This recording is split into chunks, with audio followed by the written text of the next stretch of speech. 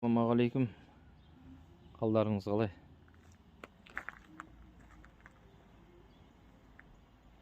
Үш қабатты жылу блогы, трехслойный теплоблок.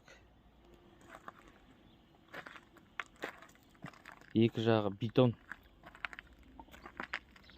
М150 маркалы. Ортасы утепление. М25 тығыздықпенен пенопластирол, пенопласт. Осындай арматура салам дерге орында бар. Бетон құям дегендерге тесігі де бар. Бір этажға арма сеткімен қалай берсе де болады.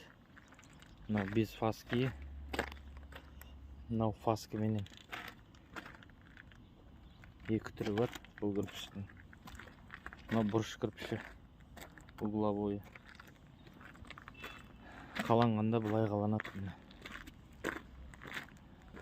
Обычный раствормен қалайсыздар, құм цементпенен. Без фаски. Фаскімен. Обычный раствормен қалай бересіздер, колонна құймайсыздар. Колоннаның орында өзінің бұрыш кірпіші. Бұрышқа дейін толық утепление болады. Сыртын красклей саласыздар, ешқандай штукатурка ештеме қажет емес фасадқа. Тек қана красклей саласыздар. Перемычка тоже құйылмайды. Перемычка угольник кетеді. Колонна құймауға да болады. На тесіктерін құйсаңыз, колонна құйып та қажет жоқ. Ой, сейсмопояс құймасаңыздар да болады. Сонан кейін сіздер кірпіштің бағасын салыстырасыздар. 1100 теңге бір кірпіштің бағасы. Бұл жерде сіз бір кірпішпен қоса жылулық аласыздар. Көзге көрініп тұрған 12 сантиметр. Және де бұрыш кірпіш, колонна бірге жүреді. Сонда сіз колонна құймайсыз, жылулық утепление жасамайсыз,